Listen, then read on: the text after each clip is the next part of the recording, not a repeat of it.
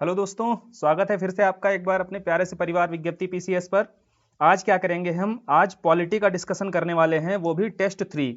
तीसरा टेस्ट है यह। इसके पहले एंशिएंट और मिडाइवल का डिस्कशन हो चुका है।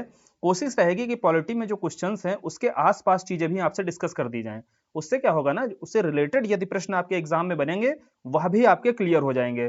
हम क्या करेंगे, इसे दो पार्ट में डिस्कस करने वाले हैं। यहाँ पर आपका पॉलिटी का हाफ सेक्शन जो होता है, आधा पार्ट अर्थात मौलिक अधिकार या मौलिक कर्तव्य तक का पार्ट लगभग कंप्लीट कर लिया जाएगा इस डिस्कशन में।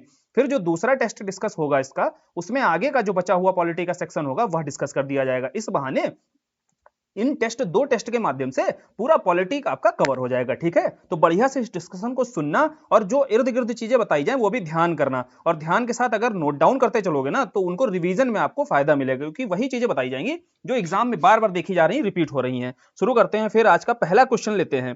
पहला क्वेश्चन क्या है? किस एक्ट के द्वारा पहली बार कंपनी के प्रशासनिक और राजनीतिक कार्यों को मान्यता मिली?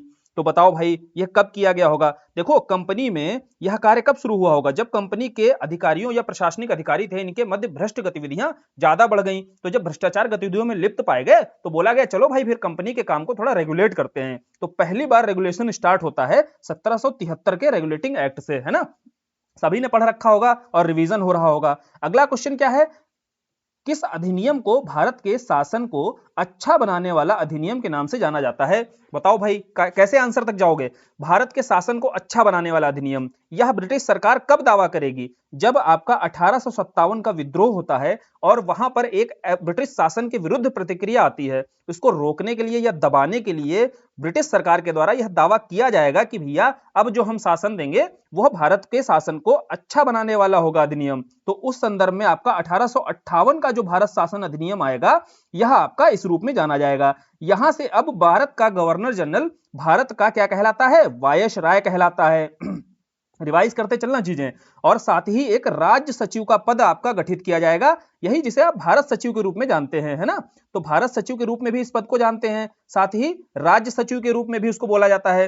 दो परिवर्तन किए गए, और हालांकि परिवर्तन ऐसा कुछ नहीं था कि बहुत अच्छा शासन जो है यहां पर भारत में स्थापित होने वाला है। बेसिकली यह सांकेतिक रूप से ब्रिटिश सरकार के द्वारा दिखाया गया था, ताकि दोबारा से 1857 जैसी कोई प्रतिक्रिया ना हो जाए। शुरू करें फिर तीसरा क्वेश्चन।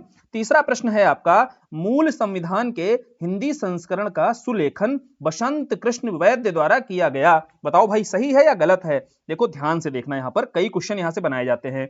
एक तो बात हो रही है हिंदी संस्करण की, तो मूल संविधान की जो प्रतिलिपि है आपकी, वह इंग्लिश संस्करण में लिखी गई है ना? जो आपका इंग्लिश अंग्रेजी का संस्करण है। अगर क्वेश्चन बनाया जाएगा कि अंग्रेजी का संस्करण किसके द्वारा लिखा गया, तो आपको बताना है प्रेम बिहारी रायजादा।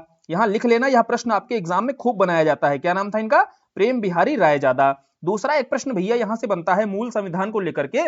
मूल संविधान मतलब समझ रहे हो ना, जो पहली संविधान की बुक लिखी गई थी उसकी बात हो रही है। दूसरा प्रश्न बनाया जाता है कि जो डिजाइनिंग की गई, अर्थात जो उस संविधान को सुंदर तरीके से उसकी आर्ट वगैरह आसपास जो बनाई गई है ना, जो डिजाइनिंग की गई है, वो किसके द्वारा की गई है भाई? तो डिजाइनिंग जो की गई है वह आपके कौन थे? वह थे आपके नंदलाल बोस। ठीक है, तो कौन थे आपके? नंदलाल बोस। डिजाइनिंग में आपको लिखना है नंदलाल बोस के द्वारा यह डिजाइनिंग की गई है। दूसरा प्रश्न यहां से बनता है। तीसरा प्रश्न बनता है भाई, इसका जो हिंदी संस्करण था वह किसके द्वारा लिखा गया? तो कृष्ण वैद्य के द्वारा। याद करने का तरीका सबसे बढ़िया मैं बताता हूं, तीनों नाम याद रहेंगे कि तीनों में देखो भगवान कृष्ण का नाम आपको दिखाई देगा। बिहारी, नंदलाल और कृष्ण, तीनों नाम दिखाई दे रहे हैं। और दूसरा क्या है? देखो इंग्लिश संस्करण जो लिखा गया है ये रायजादा है, और हम लोग क्या होते हैं? हम लोग हरामजादा होते हैं, है ना? तो ये क्या है? रायजादा, ऐसे याद रखना आप, है ना? जिसको इंग्लिश नहीं आती है वो क्या है? उसको क्या बोलते हैं सब? ये बहुत हरामजादा है। तो अब क्या है, जिसको इंग्लिश आती है, जिसने इंग्लिश संस्करण भैया लिखा है, वो आपके प्रेम बिहारी रायजादा हो गए। ठीक है, याद रखना है खाली, ऐसा होता कुछ नहीं है। चलो फिर अगला क्या स्टेटमेंट है? अगला स्टेटमेंट है संविधान सभा के द्वारा कमल को प्रतीक के रूप में अपनाया गया है। बताओ भैया, ये जब आपका पॉलिटी वाले नोट्स उठाकर देखना, वहां साफ साफ दिया हुआ है कि प्रतीक के रूप में क्या था आपका? हाथी था। ठीक है, तो यह स्टेटमेंट आपका गलत हो गया। पहला स्टेटमेंट सही है। तीसरा है एल.एन. मुखर्जी को संविधान सभा का मुख्य प्रारूपकार नियुक्त किया गया है। लिखा है ना नोट्स में कि ड्राफ्ट मैन आपके कौन थे? एल.एन. मुखर्जी थे, है ना? तो यह भी स्टेटमेंट देखो आपका एकदम ठीक है। यहां ड्राफ्टिंग कमेटी से कंफ्यूज मत हो जाना। जो आपकी प्रारूप समिति थी, उस प्रारूप समिति के तो अध्यक्ष आपके कौन थे? बी.आर. अंबेडकर थे। लेकिन यहां ड्राफ्ट मैन के रूप में किसे नियुक्त किया गया था? तो LN मुखर्जी को नियुक्त किया गया था। और संविधान सभा में कह रहा है क्या 2 उपाध्यक्ष चुने गए थे? तो बताओगे बिल्कुल चुने गए थे। समझो ध्यान से, यहां 2 उपाध्यक्षों को ही चुना गया था। जब संविधान सभा का गठन होता है, ध्यान से सुनना, तो सबसे पहले जो आपके अस्थायी उपाध्यक्ष बनाए जाते हैं, अस्थायी उपाध्यक्ष कौन बनते हैं भाई? अस्थायी, पहले अध्यक्ष बताओ कौन बनते हैं? तो अस्थायी अध्यक्ष आपके बनते हैं सच्चिदानंद सिन्हा। और अस्थायी उपाध्यक्ष कौन बनते हैं आपके? बताओ भाई, एंग्लो इंडियन थे, कौन थे आपके? Frank Anthony. ठीक है, फ्रैंक एंथोनी को अस्थायी उपाध्यक्ष पहला बनाया जाता है। फिर बात हो रही है, यहां पर क्वेश्चन क्या है? 2 आपके उपाध्यक्ष, वो भी चुने गए, ये दोनों आपके मनोनीत होते हैं। इसके बाद आपके जो अध्यक्ष स्थायी चुने जाते हैं, पहले वह राजेंद्र प्रसाद होते हैं और 2 उपाध्यक्ष होते हैं। 2 उपाध्यक्ष कौन होते हैं? नाम भी आपको यहां पर पता होना चाहिए। एक थे आपके HC मुखर्जी और दूसरे आपके कौन थे भाई? दूसरे थे आपके कृष्णामचारी। ठीक, दोनों नाम आप लिख लेना। मैं आपको बताते भी चल रहा हूं, पूरी कहानी समझा दी। जब संविधान सभा का गठन हुआ तो पहले अस्थायी अध्यक्ष कौन? सच्चिदानंद सिन्हा। पहले अस्थायी उपाध्यक्ष कौन? Frank Anthony. ठीक है, ये एंग्लो इंडियन थे। फिर क्या होता है, 2 दिन बाद ही आपका पहले स्थायी अध्यक्ष बना दिए गए, कौन? राजेंद्र प्रसाद। और 2 उपाध्यक्ष, उपाध्यक्ष कौन थे भाई? HC मुखर्जी और आपके कृष्णामचारी। पूरी कहानी क्लियर हो गई। केवल हमें पता चला दूसरा स्टेटमेंट हमारा गलत है, बाकी सारे सही हैं। तो सही आंसर हो जाएगा सी आपका, 1, 3 और 4। ठीक है, अगला क्वेश्चन देखें। तो ऐसे ही डिस्कशन करेंगे, सीधे सीधे अगर मैं आंसर बता देता तो आपको सीखने को कुछ नहीं मिलता, ना हम सीख पाते कुछ, है ना। तीसरा क्या है? तीसरा है निम्नलिखित में से कथन संविधान सभा के विषय में सत्य है। तो भैया संविधान सभा के बारे में बताना है कौन सा स्टेटमेंट आपका सही है। पहला बताओ, वयस्क मताधिकार पर आधारित था।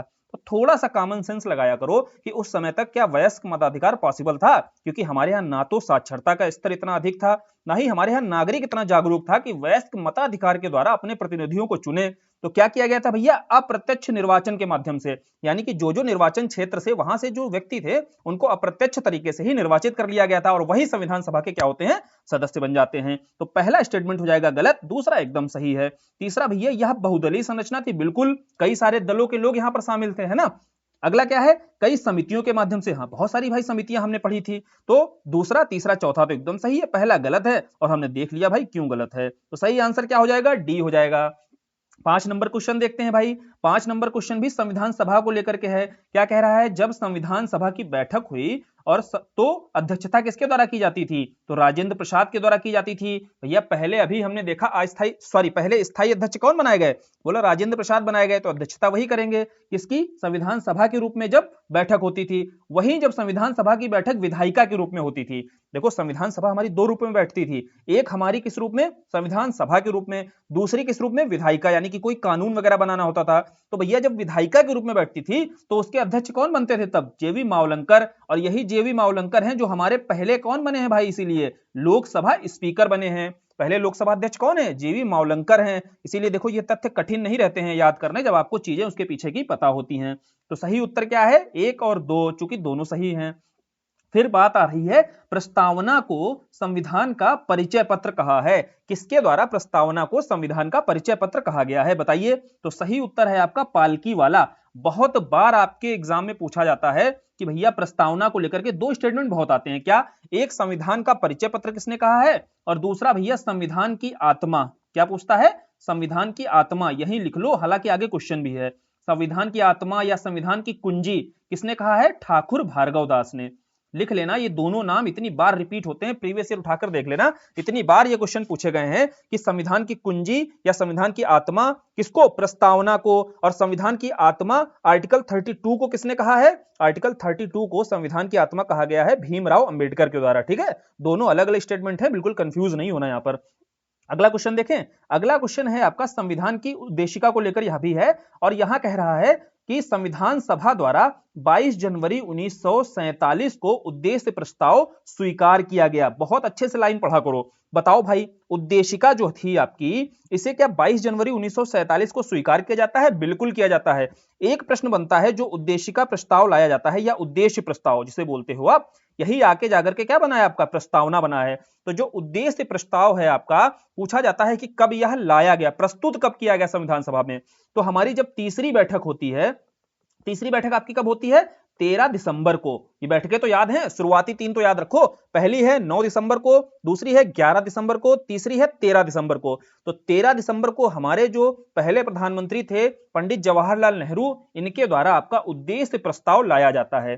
तो यहां कहानी समझ में आई, अगर लाया गया पूछा जाएगा तो 13 दिसंबर 1946 को। फिर हमारी संविधान सभा इसको स्वीकार कब करेगी? इसको स्वीकार करेगी 22 जनवरी 1947 को। दोनों तिथियां बहुत महत्वपूर्ण है, एकदम याद रखना, क्लियर कर दिया है। क्वेश्चन कैसे भी पूछेगा घुमा फिराकर सही हो जाएगा। अब फिर आता है कि इसे संशोधन किया जा सकता है, बोले बिल्कुल किया जा सकता है। 42वां संविधान संशोधन हमारी आंखों के सामने है कि संशोधन किया जा चुका है। फिर पूछा गया कि इसकी प्रकृति क्या न्याय योगी होती है, अर्थात क्या हम न्यायालय में इस आधार पर जो बातें लिखी गई हैं क्या हम चुनौती दे सकते हैं? बोले नहीं। यहां देखो डिबेट किस पर होती है कि संविधान का यह भाग है, प्रस्तावना संविधान का भाग है, और यह बात बोली गई थी कब? आपके केशवानंद भारती के मामले में। उन्होंने बोला कि भाई प्रस्तावना संविधान का भाग तो है लेकिन यह वाद योग्य नहीं है, अर्थात इसके आधार पर आप न्यायालय में चुनौती नहीं दे सकते हो। तो इस आधार पर यह हो जाएगा गलत आपका स्टेटमेंट। फिर है 42वें संविधान संशोधन द्वारा इसमें समाजवादी पंथ निरपेक्ष शब्द जोड़े गए थे। बिल्कुल जोड़े गए थे भाई, समाजवादी भी जुड़ा था, पंथ निरपेक्ष जुड़ा था, एक शब्द और जुड़ा था आपका अखंडता।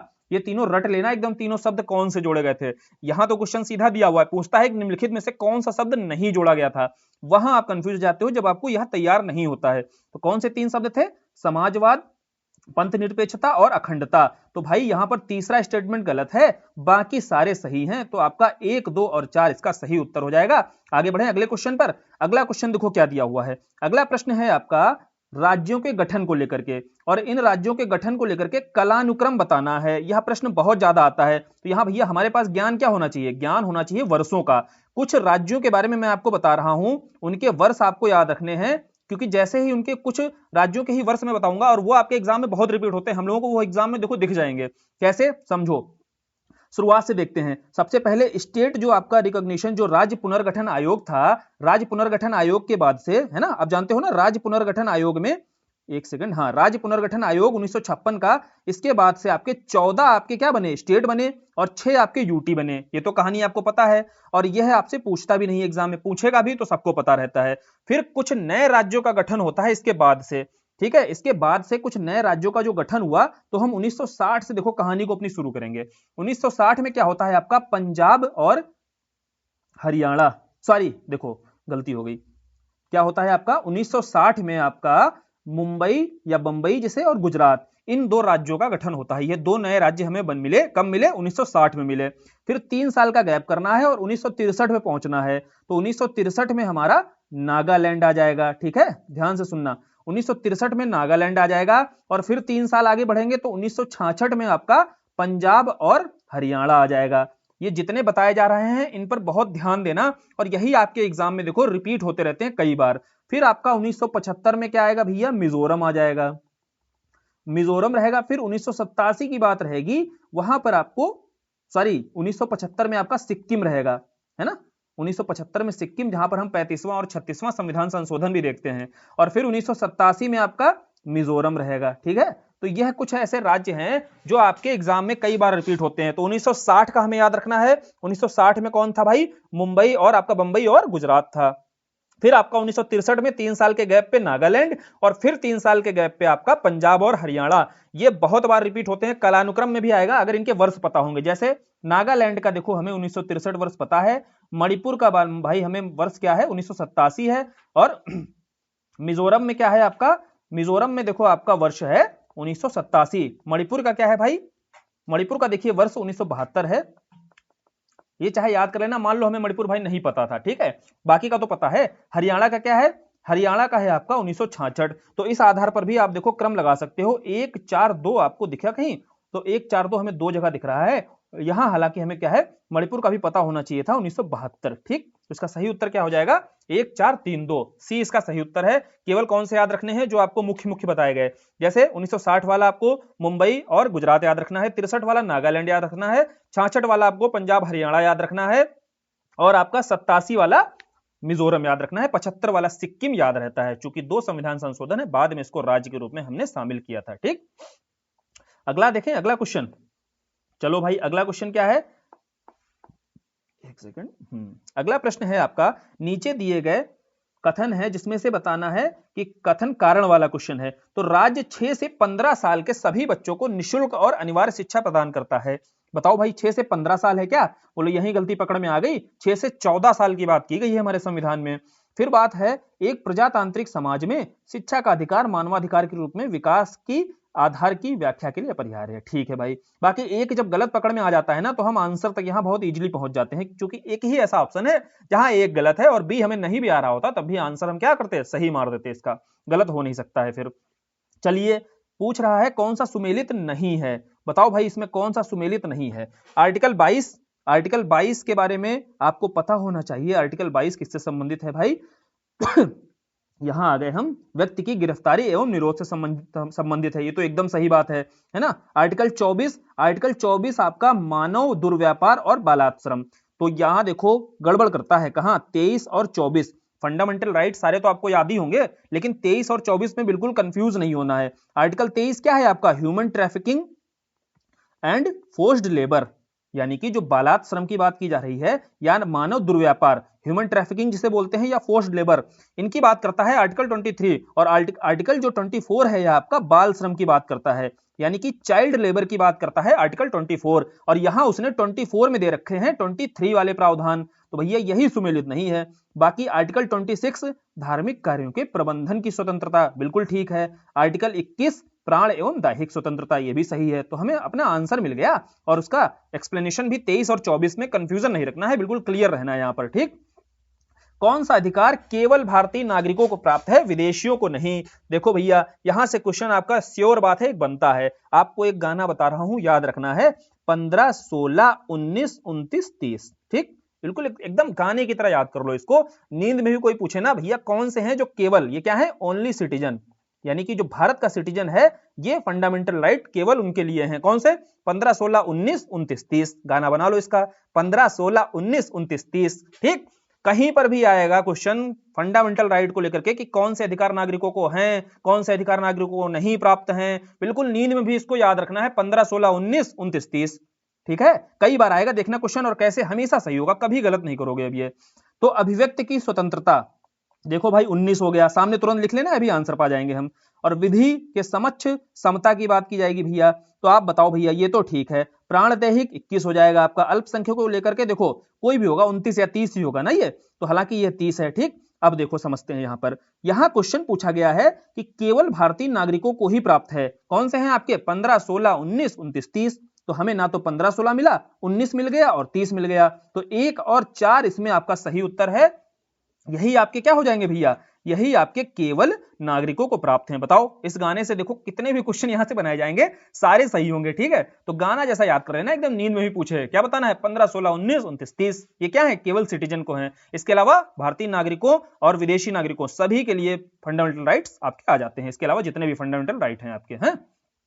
चलो अगला देखते हैं भाई, डीपीएसपी को लेकर के है, नीति निर्देशक तत्वों को लेकर के क्वेश्चन है आपका। पहला क्या कह रहा है, यह वाद योग्य नहीं है। बिल्कुल सही बात है भैया, इनको आप चैलेंज नहीं कर सकते इनके आधार पर, क्योंकि यह क्या है, राज्यों के कर्तव्य होते हैं नागरिकों के प्रति, है ना। इनको लेकर के कोई भी नागरिक चैलेंज नहीं कर सकता है कोर्ट जाकर के, पढ़ा तो होगा आपने पॉलिटी में। फिर आते हैं आर्टिकल 42। आर्टिकल 42 में आपका काम के न्याय संगत और मनोचित दशाओं की स्थिति समाजवादी सिद्धांत का प्रतिनिधित्व करता है। बिल्कुल सही बात है भाई, आर्टिकल आपको तो याद ही होने चाहिए ना। 40 से लेकर के कुछ प्रमुख प्रमुख आर्टिकल हैं, जैसे 39 को लेकर के आपको पता है इसमें समान कार्य के लिए समान वेतन है ना। 39A में आपका क्या है, फ्री लीगल एड की बात की गई है। 39D में आपका क्या है भैया, यहां पर समान कार्य के लिए समान वेतन की बात की गई है। ध्यान से सुनना, रिवाइज करते चलना आपको, हालांकि ये याद होना चाहिए। आर्टिकल 40 क्या है भैया, ग्राम पंचायतों की बात की जाती है ना। 41 में मनोचित दशा, यानी कि जो आपके मनोचित दशाएं हैं उनकी बात की जाएगी, है ना। बुजुर्ग वगैरह जैसे रहते हैं, उनके हिसाब से जो अवस्था है उसी के अनुसार दशाएं होनी चाहिए कार्य करने की। क्लियर है। और इसे कुछ प्रमुख मैं बता रहा हूं, जैसे 43 को लेकर के बहुत क्वेश्चन बनता है। 43 में आपको मजदूर और उद्योग, ये की पॉइंट है। मजदूर और उद्योग जहां भी दिख जाए ना की पॉइंट, तो आप जान जाना वो 43 से संबंधित ही होगा। 44 आपका देखो बहुत ज्यादा चर्चा में है, यूसीसी आपका, ये भी पता है सभी को। एक आपका देखो 48 बहुत अधिक पूछता है। 48 आपका किससे रिलेटेड है? पर्यावरण से रिलेटेड जुड़ा हुआ है। देखो 48 आ जाएगा तो पशु बलि पर रोक को लेकर के है, और 48 ए आ जाएगा तो पर्यावरण संरक्षण पर है। ये कुछ ऐसे प्रमुख प्रमुख मैं आर्टिकल बता रहा हूं जो आपके एग्जाम में बहुत पूछे जाते हैं। ऐसे ही देखो 49, 50 और 51 ये सारे याद रखने हैं। 49 क्या है भैया? जो ऐतिहासिक इमारतें हैं उनका संरक्षण रखना है। 50 क्या है? क्योंकि इन्हीं में कंफ्यूजन होता है, याद नहीं रहते हैं। 50 क्या है भाई? 50 देखो शक्ति का पृथक्करण है, अर्थात न्यायपालिका की, विधायिका की जो शक्तियां हैं वो अलग अलग होनी चाहिए, ठीक है। और 51 क्या है आपका? 51 अंतरराष्ट्रीय शांति और समझौता को लेकर के है। ये कुछ प्रमुख आपको डीपीएसपी बताए हैं, और इन्हीं से एग्जाम में आपके एग्जाम में क्वेश्चंस खूब बनते हैं।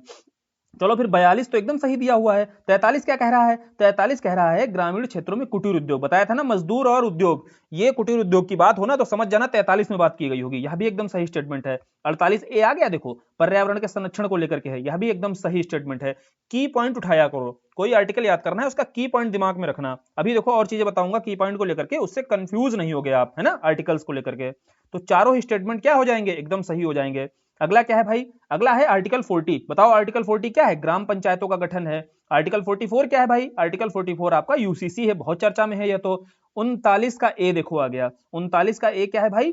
समान न्याय एवं निशुल्क विधिक सहायता की बात करता है। इसके तहत ही आप नालसा को पढ़ते हैं, है ना। आर्टिकल 39 का ए। और आर्टिकल 50 क्या हो जाएगा? न्यायपालिका और कार्यपालिका का पृथक्करण। बताया था ना अभी, कार्यों के शक्ति के पृथक्करण की बात करता है आर्टिकल 50। क्लियर? तो अब आप मिला लेंगे भाई। चलो आगे। आगे क्वेश्चन है आपका डीपीएसपी के बारे में। किसने कहा था कि यह एक ऐसे चेक से इसकी तुलना की थी जिसका भुगतान बैंक संसाधनों की अनुमति पर ही संभव है, ठीक है। जिसका भुगतान क्या है? बैंक संसाधनों की अनुमति पर ही संभव था। तो यह जो बात की गई थी केटी शाह के द्वारा। अब कोई स्टेटमेंट है किसी संविधान विद के द्वारा दिया गया है, वो तो भाई आपको याद ही रखना पड़ेगा ना, उसको थोड़ी ना याद कराया जाएगा। बाकी एक दो स्टेटमेंट और हैं, जैसे आइवर जेनिंग्स के द्वारा क्या कहा गया था डीपीएसपी के बारे में? कर्मकांडी आकांक्षा। क्या कहा गया था? कर्मकांडी आकांक्षा। इसको नोट कर लेना, ठीक है। क्या बोला था? कर्मकांडी आकांक्षा। और आपका आईशी वेयर, यह सारे संविधान विधेयक, इन चारों का स्टेटमेंट चाहो तो लिख लो। आईशी वेयर के द्वारा कहा गया था लक्ष्य एवं घोषणाओं का, लक्ष्य एवं आकांक्षाओं का घोषणा पत्र, ठीक है। लक्ष्य एवं आकांक्षाओं का घोषणा पत्र बोला गया। किसके द्वारा? राइटिंग थोड़ी गंदी है, लेकिन आप लोग इसको नोट डाउन कर लेना अपनी अच्छी राइटिंग में, है ना। क्योंकि ये गंदी राइटिंग हो कुछ भी हो, इसको आप थोड़ी लिखना है। आपको अपनी राइटिंग में चीजें लिखनी है, सुन लेना ध्यान से अगर आपको पता है। कृष्णामचारी के द्वारा क्या कहा गया था? कृष्णामचारी के द्वारा कहा गया था भावनाओं का एक कूड़ा घर। तो ये प्रमुख हैं, और बस इतना याद रखना डीपीएसपी के बारे में। केटी शाह ने बोला कि यह ऐसा बैंक, इसकी तुलना कर दी जिसका भुगतान बैंक संसाधनों की अनुमति पर भी संभव है। जेनिंग्स ने क्या बोला? जेनिंग्स बोले भैया लक्ष्य और जेनिंग्स बोले कर्मकांडी आकांक्षा है ये डीपीएसपी। और आईसी वेयर, केसी वेयर ने क्या बोला? लक्ष्य एवं आकांक्षाओं का घोषणा पत्र है। और कृष्णामचारी ने बोला यह क्या है? भावनाओं का एक अस्थायी कूड़ा घर है, ठीक है। इसकी तुलना तो अस्थायी कूड़ा घर से कर दी। रीजन जानते हो क्या है? रीजन यह है कि कोई भी डीपीएसपी आपके वाद्य योग्य नहीं रखे गए थे। क्लियर? और जानते थे कि राज्य जो है इन पर प्रयास करेगी नहीं, और आज तक इसीलिए इन पर प्रयास उस स्तर पर हुआ भी नहीं है जिन आकांक्षाओं के साथ में यह अपने संविधान में शामिल किए गए थे, ठीक है। चलो फिर अगला क्वेश्चन क्या है भाई? निम्न में से कौन सा डीपीएसपी तत्व नहीं है? बताओ इसमें से कौन सा डीपीएसपी नहीं है? तो अस्पृश्यता निषेध हमें दिखा आर्टिकल 17 है, और यह आपका क्या है? फंडामेंटल राइट है, ठीक। तो ये तो सीधा कट जाएगा। अब मूल कर्तव्य के बारे में क्या कह रहा है? मूल कर्तव्य में कह रहा है कि इसको परिवर्तित नहीं, यहां पर क्या होगा? यहां होगा प्रत्यावर्तित। क्या होगा? प्रत्यावर्तित, ठीक है। मौलिक कर्तव्यों को प्रत्यावर्तित करने के लिए विधायी प्रक्रिया का उल्लेख नहीं है। तो बोले बिल्कुल सही बात है, ठीक है। प्रवर्तित, ठीक है। क्या होगा? प्रवर्तित होगा यहां पर। तो मौलिक कर्तव्यों को प्रवर्तित करने के लिए कोई विधायी प्रक्रिया का उल्लेख नहीं है। बिल्कुल ठीक बात है। अगला क्या कह रहा है? संविधान के मौलिक कर्तव्य 42वें संविधान संशोधन अधिनियम 1978 द्वारा जोड़े गए हैं। बताओ भाई। पहली बात तो यहां देखो गलती 1978 की तुरंत पकड़नी है। क्या था आपका? 42वां संविधान संशोधन 1976 में हुआ था। देखो यह स्टेटमेंट आपका गलत हो जाएगा, ठीक। चलो फिर पहला गलत है, पहला सही है, दूसरा गलत है, तो सही आंसर क्या हो जाएगा? केवल एक हो जाएगा। अगला क्वेश्चन क्या है? यह भी मौलिक कर्तव्य को लेकर के है। कह रहा है कि मौलिक कर्तव्य राष्ट्र विरोधी एवं समाज विरोधी गतिविधियों के खिलाफ चेतावनी के रूप में है। बोले हाँ। मूल कर्तव्य नागरिकों के लिए प्रेरणा स्रोत है। बोले हाँ। मूल कर्तव्य केवल नागरिकों के लिए हैं, ना कि विदेशियों के लिए हैं। हाँ भैया ठीक बात है, कोई दूसरा जो है विदेशी नागरिक, उसका कर्तव्य थोड़ी ना होगा कि अपने देश का सम्मान करे या जो भी करे, ये तो हमारे केवल नागरिकों के लिए कर्तव्य बताए गए थे ना। तो सीधी सी बात है, ये अपने केवल नागरिकों के ही कर्तव्य हैं। कितने हैं मूल कर्तव्य, ये आपको बताना है कमेंट बॉक्स में, है ना, बिल्कुल बच्चों वाली चीज है ये, सभी को पता होना चाहिए। और समिति तो आपको पता होगी ना कौन सी समिति थी जिसके आधार पर यह मौलिक कर्तव्य हमारे संविधान में बाद में शामिल होते हैं। फंडामेंटल मूल रूप से जो हमारा संविधान था उसमें यह मौलिक कर्तव्य नहीं थे, ठीक है। तो वह समिति बताई दे रहा हूं, स्वर्ण सिंह समिति थी, जिसकी सिफारिश के बाद से यह मौलिक कर्तव्य शामिल किए गए थे, ठीक। चलिए अगला क्वेश्चन क्या है भाई, अगला प्रश्न है, सर्वोच्च न्यायालय ने कहा था कि भारतीय संविधान की नींव मौलिक अधिकारों और नीति निर्देशक सिद्धांतों के संतुलन पर रखी गई है। चलो इस क्वेश्चन को थोड़ा अच्छे से डिस्कस करते हैं। जितने क्वेश्चन आपके एग्जाम में अब बनेंगे तो गलत नहीं होना चाहिए। देखो इसका उत्तर जाने से पहले, उत्तर तक पहुंचने से पहले कुछ चीजें समझो। फंडामेंटल राइट को लेकर के कुछ डिबेट हुए, कुछ मामले हुए जो आपके एग्जाम में खूब पूछे जाते हैं। पहला देखो है आपका ए.के. गोपालन का मामला। कौन सा? ए.के. गोपालन का मामला। और दूसरा आपका शंकरी प्रसाद। ए.के. गोपालन, शंकरी प्रसाद, और तीसरा भैया, तीसरा है आपका, इसके बाद कौन सा आया? सज्जन सिंह मामला। ये तीन मामले ध्यान से सुनो, ए.के. गोपालन, शंकरी प्रसाद और सज्जन सिंह। तो सज्जन सिंह, ये तीन मामले हुए। यहां पर यह देखो 1950 का मामला था, शंकरी प्रसाद का 1951 का मामला था, सज्जन सिंह का 1965 का मामला था। इन तीनों मामलों में क्या बोला भैया सुप्रीम कोर्ट ने? सुप्रीम कोर्ट ने कहा कि फंडामेंटल राइट में अमेंडमेंट जो है किया जा सकता है, और केंद्र सरकार ने उठाकर अमेंडमेंट यहां पर करने की पावर मतलब दे दी। किसको? केंद्र सरकार को। सुप्रीम कोर्ट ने ऐसा स्टेटमेंट दिया यहां पर। तो तीन मामले यहां से हमें समझ में आ गए। फिर आगे आपका 1967 में एक मामला आया, गोलकनाथ का मामला। और गोलकनाथ का मामला क्यों चर्चा में आया? गोलकनाथ मामले में सुप्रीम कोर्ट ने बोला कि भैया सेंट्रल गवर्नमेंट जो है नो अमेंडमेंट, मतलब कोई अमेंडमेंट नहीं कर सकती है। किसमें? फंडामेंटल राइट में। उसने बोला मौलिक अधिकारों में भैया आपको कोई राइट नहीं है, आप 368 के तहत उसमें कोई भी संशोधन नहीं कर सकते हो, ठीक है। उसके बाद ही से तो इंदिरा गांधी ने धज्जियां उड़ा के रख दी थी, है ना, फंडामेंटल राइट की। तो अब गोलकनाथ के बाद फिर देखा कि जब धज्जियां उड़ रही हैं तो 1973 में फिर एक मामला होता है, और जो आप जानते हैं केशवानंद का मामला, केशवानंद भारती का मामला। यह लैंडमार्क मामला था। क्यों था? क्योंकि इसमें सुप्रीम कोर्ट ने बोला कि यहां पर अपने ही डिसीजन को पलट दिया। गोलकनाथ मामले में जो बोला उसको ही पलट दिया। बोले संशोधन किया जा सकता है, अमेंडमेंट किया जा सकता है, लेकिन संविधान का जो बेसिक स्ट्रक्चर है ना, वो भैया खत्म नहीं होना चाहिए कोई भी संशोधन से। तो यहीं पर मामला बेसिक स्ट्रक्चर का आता है, आप जानते हैं ना। तो बेसिक स्ट्रक्चर की बात कहां से आती है? केशवानंद भारती के मामले से आती है। इसी के बाद का आपका मामला होता है यह जो दिया हुआ है मिनर्वा मिल्स, जो इसका उत्तर है। देखो उत्तर तक पहुंचने से पहले यह सारी चीजें आपको क्लियर होनी चाहिए, और आपके एग्जाम में यहां से खूब क्वेश्चन बनते हैं। मिनर्वा मिल्स मामले में बोला गया कि फंडामेंटल राइट्स ही नहीं और डीपीएसपी, फंडामेंटल राइट और डीपीएसपी, इन दोनों में क्या होना चाहिए? राज्य को संतुलन बनाना चाहिए। तो यही बात की गई थी आपकी मिनर्वा मिल्स के मामले में। 1980 का यह मामला था, ठीक है। चलो फिर आगे बढ़े। यह क्वेश्चन आपको उम्मीद करता हूं बहुत अच्छे से समझ में आया होगा, और इसी आधार पर ही आपको चीजें रिवाइज अपनी करनी चाहिए, और पीछे सारी रिवाइज हो गई होंगी जो आपने पढ़ी होंगी। अब आगे 97वें संविधान संशोधन की बात होती है। तो 97वां संविधान संशोधन जब होता है, 2011 की बात है, इसके बाद से आपका भाग 9 का बी जोड़ा जाता है, और भाग 9 के बी के साथ ही सहकारी समितियों की बात की जाएगी, है ना, कोऑपरेटिव कमिटीज की। आज के समय तो सहकारी आपका मंत्रालय भी बन चुका है ना। तो सहकारी समितियों के बारे में पहली बार कब जोड़ा गया? भाग 9 के का में जोड़ा गया, 97वें संविधान संशोधन के माध्यम से। यही देखो दोनों आपके ऑप्शंस दिए हुए हैं, और दोनों एकदम सही हो जाएंगे। ये तो आपको रटा ही होगा ना एकदम। अगला क्वेश्चन क्या है भाई? भाग 14 का। देखो भाग 14 और 14 का में कंफ्यूज मत होना। भाग 14 क्या है आपका? यूपीएससी से संबंधित है, और 14 का क्या है आपका? ट्रिब्यूनल से संबंधित है। यह आपके एग्जाम में इतनी बार आया है, लास्ट ईयर भी आपका, पिछली बार का पेपर देखना, उसमें भी ट्रिब्यूनल को लेकर के ही क्वेश्चन पूछा था। भाग 14 का किससे संबंधित है भाई? अधिकरण को लेकर के, और 323 आर्टिकल है, ठीक है। एकदम रट जाना इस चीज को। और भाग 16, देखो भाई भाग 16 आपका क्या हो जाएगा? कुछ वर्गों के संबंध में विशेष उपबंध। और भाग 20 क्या है भाई? भाग 20 आपका संविधान संशोधन, आर्टिकल 368 है ना। ये तो बिल्कुल बेसिक वाले हैं एकदम, भाग और कॉन्स्टिट्यूशन आर्टिकल से तो याद ही होंगे। फिर बात आती है भाग 11 की। तो बहुत अच्छे से वहां आपने किया होगा पॉलिटी में। भाग 11 और भाग 12 दोनों आपके यह पार्ट किससे संबंधित हैं? यह सेंटर स्टेट रिलेशन से हैं। 11 में आपका विधायी संबंध है, और प्रशासनिक संबंध हैं। वहीं 12 में केंद्र और राज्य के बीच में वित्तीय संबंध हैं। याद है ना, 11 में आपके विधायी और प्रशासनिक संबंध है, 12 में आपके क्या है भैया, वित्तीय संबंध है। तो भाग 11 आपका किससे संबंधित है, संघ एवं राज्यों के मध्य संबंध से। अब आप इसका आंसर लगा लेना। राज्य के डीपीएसपी तत्व नहीं है, यानी कि नीति निर्देशक तत्व बोल रहा है नहीं है। कौन सा नहीं है, बताओ भैया इनमें से कौन सा नहीं होगा। बोले पहला ही मानव के दुर्व्यापार और बालाश्रम, अभी पीछे हमने बहुत अच्छे से पढ़ा, यह आर्टिकल 23 है आपका। और क्या है, फंडामेंटल राइट है। फंडामेंटल राइट है तो ये क्या हो जाएगा आपका, ये तो भैया मौलिक अधिकार है, तो कहां डीपीएसपी होगा, यही सही उत्तर होगा। अगला है आपका संविधान सभा की प्रारूप समिति। देखो जब ड्राफ्ट मैंने पीछे समझाया था तो प्रारूप समिति के बारे में बताया गया था। यहां कह रहा है प्रारूप समिति के बारे में कौन सा सही नहीं है। पहला है इसका गठन 29 अगस्त 1947 को हुआ, बिल्कुल सही तिथि है और लैंडमार्क तिथि है, याद कर लेना। 29 अगस्त 1947 को प्रारूप समिति का गठन होता है। 7 सदस्य होते हैं और अध्यक्ष आपके BR अम्बेडकर जी होते हैं। प्रारूप समिति ने अपना प्रस्ताव जब यह प्रारूप जो है तैयार करने में 6 माह से अधिक का समय लिया। यही देखो गलती करा दी उसने, 6 माह से इसको कम का समय लगा था और इसने अपना ड्राफ्ट बना करके तैयार कर दिया था संविधान का। ठीक है, अब प्रारूप समिति की जो कुल 141 बैठकें हुई थी, यह भी ठीक है भाई, तभी तो 6 महीने से कम समय में इसने अपना पूरा ड्राफ्ट बनाकर तैयार कर दिया था।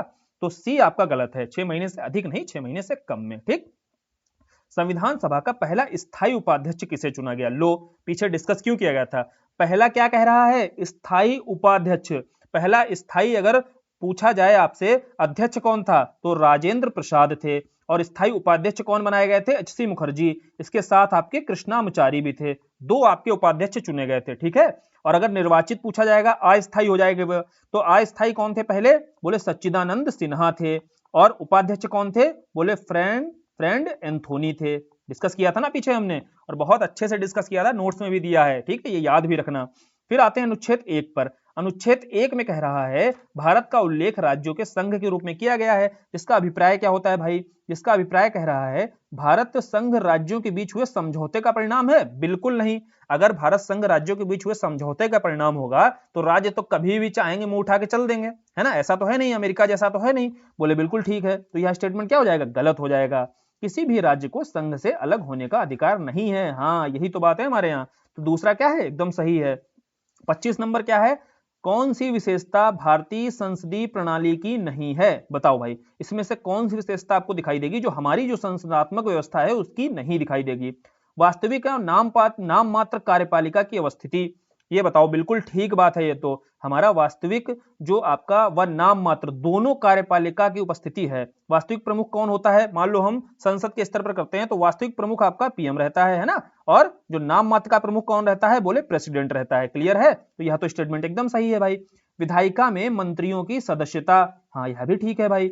निचले सदन का विघटित ना होना, बताओ बताओ पढ़े हो, तो निचला सदन विघटित नहीं होता है कि उच्च सदन, बोले भैया यह गलत है, यहां होना चाहिए था उच्च सदन, तब ठीक हो जाता है। निचला सदन तो विघटित हो ही जाता है, लोकसभा का जब चाहो तब विघटन कर दो। किसका विघटन नहीं होता है, राज्यसभा का नहीं होता है। तो स्टेटमेंट इसीलिए यह क्या हो जाएगा, गलत हो जाएगा, यही तो चुनना था। आगे बहुमत वाले दल की सत्ता, ये तो ठीक ही है। फिर देखो स्टेटमेंट दिए हुए हैं, भारत में धर्मनिरपेक्षता की सकारात्मक अवधारणा को अपनाया गया है, बिल्कुल ठीक बात है। धर्मनिरपेक्षता की सकारात्मक और नकारात्मक सॉरी, देखो सकारात्मक और नकारात्मक 2 तरीके की अवधारणाएं होती हैं धर्मनिरपेक्षता को लेकर के। ठीक, इसको आप पढ़ते भी होंगे। नकारात्मक क्या होता है कि राज्य कोई मतलब नहीं रखेगा, है ना, किसी धर्म से। और सकारात्मक क्या होता है, सभी धर्मों को स्वतंत्रता है उपासना करने की, है ना, उनके विश्वास की बिल्कुल बराबर स्वतंत्रता है सभी को। राज्य का भले ही कोई नहीं होगा धर्म, लेकिन सभी धर्मों को प्रॉपर सम्मान दिया जाएगा, ये है सकारात्मक अवधारणा। क्लियर, तो ऐसी ही भारत में धर्मनिरपेक्षता है। और भारत का समाज बहुधर्मवादी है, बोले हाँ भैया बहुधर्मवादी है, इसीलिए तो हमें सकारात्मक अवधारणा रखनी पड़ी। यह कारण भी है, क्योंकि लगा करके सोच लिया करो, अभी कथन के साथ में क्योंकि लगाया, क्योंकि भारत का समाज बहुधर्मवाद है, बोले हाँ सही है। तो A और R दोनों सही हो जाएंगे और उसकी सही व्याख्या भी करता होगा, तब आंसर आपका यह हो जाता है। ठीक, संविधान के किस अनुच्छेद द्वारा किसी व्यक्ति को ऐसे कर से मुक्ति प्रदान किया गया है जिसकी आय को किसी विशेष धर्म या धार्मिक संप्रदाय की अभिवृत्ति हेतु प्रदान किया गया है, बताओ भैया। देखो अब मैं समझाता हूं, यहाँ 25 से 28 आप पढ़ते होंगे, क्या है ये, तो धार्मिक स्वतंत्रता की बात की गई है। क्लियर, लेकिन यहाँ की पॉइंट पकड़ा करो, सारे ही धर्म को लेकर के हैं। 25 में आपका देखो धर्म और उपासना की स्वतंत्रता दी गई है। क्लियर है। 26 में क्या है भैया, 26 में जो की पॉइंट मिलेगा आपको वो प्रबंधन मिलेगा। क्या मिलेगा? प्रबंधन। धर्म से रिलेटेड जो मैनेजमेंट का काम होगा वहां पर स्वतंत्रता जो दी गई है सभी धार्मिक लोगों को, वह है आपका क्या? 26। 27 में क्या मिलेगा? 27 में की पॉइंट मिला हमें कर। तो टैक्स रिलेटेड जो आपको छूट दी गई है या स्वतंत्रता दी गई है धर्म से जुड़े हुए मामलों में, वह आपका क्या हो जाएगा भाई? 27 हो जाएगा। 28 आपका क्या होगा? 28 की पॉइंट रहेगा शिक्षण संस्थान। ठीक है, ये देखो की पॉइंट होते हैं, इनको क्या है आप नोट कर लिया करो। तो आपका 25, 26, 27, 28 कभी मिलाने को भी आएगा ना तो कंफ्यूज नहीं होगे। 25 बता दिया, 26 का की पॉइंट आपको मैनेजमेंट प्रबंधन पकड़ना है धर्म से जुड़ा हुआ, और 27 में की पॉइंट कर पकड़ना है, 28 में आपको शिक्षण संस्थान। ठीक है, तो भैया यहां कर देखो, यहां की पॉइंट मिला हमें, तो कर से रिलेटेड क्या है आपका? आर्टिकल 27 है। ठीक, आगे बढ़े। आगे है आपका भारतीय संविधान भाषा और वस्तु दोनों ही तरह से 1935 के अधिनियम की नकल है। ये बताओ भैया ये स्टेटमेंट किसके द्वारा दिया गया था? तो श्रीनिवासन के द्वारा। कोई स्टेटमेंट बेस्ड होते हैं वो तो आपको याद ही करने पड़ेंगे, एक जगह पर लिख लेना जो भी यहाँ पर स्टेटमेंट बेस्ड क्वेश्चन मिल रहे हैं। फिर है कौन से तत्व भारतीय संघात्मक व्यवस्था के एकात्मक चरित्र को प्रकट करते हैं? देखो एकीकृत न्याय व्यवस्था है, यह तो बिल्कुल सही बात है, एकात्मक चित्र को ही प्रस्तुत कर रहा है। दूसरा क्या है? स्वतंत्र न्यायपालिका। देखो एकात्मक न्यायपालिका वह आपका संघात्मक व्यवस्था के एकात्मक चरित्र को प्रकट करता है। ठीक है, लेकिन अगर स्वतंत्र न्यायपालिका है ना तो यह संघात्मक चरित्र को प्रस्तुत कर रहा है। ठीक है, अगर न्यायपालिका स्वतंत्र है तो वह क्या है भैया? फेडरल स्ट्रक्चर होता है किसी भी कॉन्स्टिट्यूशन का। क्लियर, तो यह आपका गलत हो जाएगा। फिर आपातकालीन उपबंध, हाँ बिल्कुल सही बात है, हमारे जो आपातकालीन उपबंध है वहां केंद्र को क्या रखा गया है? मजबूत रखा गया है। और फिर एकल नागरिकता, भैया अगर एकात्मक लक्षण ही तो है हमारे यहाँ एकल नागरिकता है, कहीं भी किसी को देखा है किसी राज्य की नागरिकता नहीं होती है ना, तो यह भी सही बात है। तो दूसरा स्टेटमेंट केवल गलत हो जाएगा, पहला तीसरा चौथा, पहला तीसरा चौथा ये तीनों सही है। एक्सप्लेनेशन भी समझ में आ गया होगा आपको। भारतीय संविधान की चौथी अनुसूची के संबंध में कौन सा कथन सही है? बताओ भाई, चौथी अनुसूची आपकी किससे संबंधित है? राज्यसभा में संख्या के आवंटन को लेकर के। अब ये सारी अनुसूचियां एक साथ देखो रिवाइज करते हैं। एक में क्या है आपका? भारतीय राज्यों के बारे में, जो उनके बारे में बताया गया है कितने राज्य वगैरह हैं। ठीक है, दूसरे में क्या है भाई? दूसरे में क्या है? वेतन है, रिवाइज कर लेना सारी सारी, पहली बात तो आपको याद होनी चाहिए जितनी 12 अनुसूची है। तीसरे में क्या है भैया? शपथ से रिलेटेड चर्चा है। अब वेतन और शपथ में कंफ्यूजन अगर होता है ना तो याद रखना, पहले क्या? पहले पैसा, उसके बाद शपथ। ठीक है, मंत्रियों के लिए क्या होता है? पहले पैसा, तो पहले पैसा मतलब पहले वेतन। तो 2 में क्या आपका है? वेतन है। 3 में क्या है? शपथ है। 4 में हमने देख ही लिया, क्वेश्चन है भैया राज्यसभा में जो स्थानों का आवंटन किया गया है सभी राज्यों को। 5 में क्या है भाई? 5 में देखो हमने देखा जो शेड्यूल्ड ट्राइब्स हैं, आपके एरियाज हैं, वहां के लिए प्रशासन संबंधी नियम बनाए गए हैं। फिर आपका 6 क्या है? 6 में कुछ ऐसे 4 राज्य रखे गए हैं, असम, मेघालय, त्रिपुरा, मिजोरम, इनके लिए विशेष ऑटोनॉमी दी गई है। क्लियर, छठी अनुसूची में। और यही देखो डिबेट चल रही है किसको लेकर के? यह छठी अनुसूची भी याद रखना, क्योंकि यहां पर क्या है? लद्दाख आपका लगातार मांग कर रहा है कि उसे कहां डालो? उसे इसी छठी अनुसूची में उठाकर डाल दो। 7वीं में देखो आपके विषय हैं संघ सूची के, राज्य सूची के और संवर्ती सूची के। 8वीं में क्या है भैया? 8वीं में भाषा को लेकर के है, मैं रिवाइज करा रहा हूं और आपको याद होगा मैं उम्मीद करता हूं। 9वीं में देखो पहला संविधान संशोधन किया गया था, कुछ ऐसे संविधान प्रारूप डाले गए थे भूमि सुधार को लेकर के जहां संशोधन नहीं हो सकता है। 10वीं में क्या था भाई? 10वीं आपकी दल बदल को लेकर के है। 11वीं क्या जोड़ी गई? 11वीं में आपका ग्राम पंचायत को लेकर के, जो आपका स्थानीय स्वशासन को लेकर के 11वीं और 12वीं अनुसूची है ना, यहां पर गांव के बारे में बात की जाएगी और 13 में आपकी नगर के बारे में बात की जाएगी। क्लियर, यही 12 अनुसूची तो हैं और सारी आपको याद भी होंगी।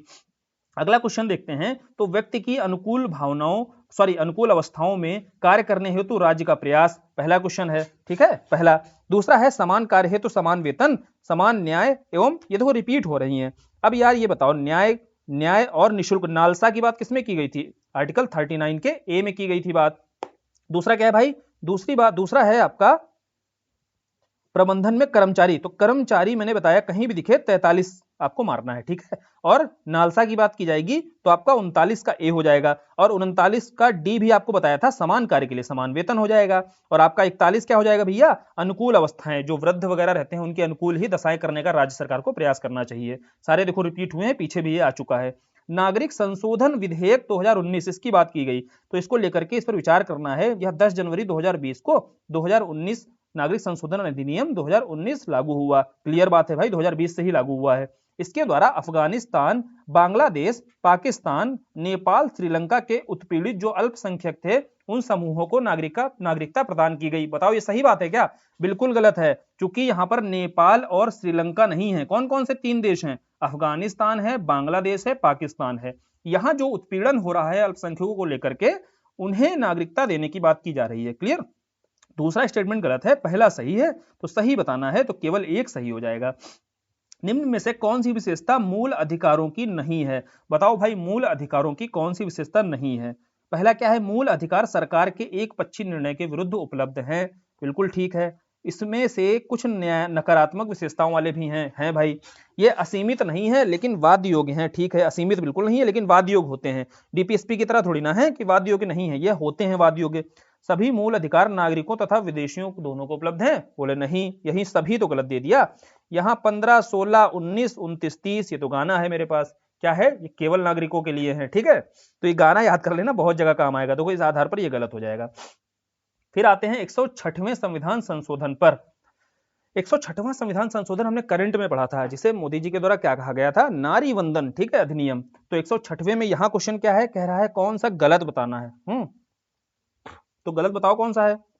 पहला कह रहा है इस अधिनियम के द्वारा महिला सशक्तिकरण का प्रयास किया गया। बिल्कुल किया गया, क्योंकि यह किससे संबंधित है? 1/3 आरक्षण देने की बात की गई है। और कहां पर? आपका लोकसभा में, विधानसभा में और दिल्ली में। ठीक है, दिल्ली विधानसभा में जहां चुनाव होते हैं। अब यहां ऑप्शन में आपका दे दिया राज्यसभा। बताओ भैया, राज्यसभा में क्या इसमें आरक्षण दिया गया है? बोले बिल्कुल नहीं दिया गया, तो ये स्टेटमेंट गलत हो जाएगा।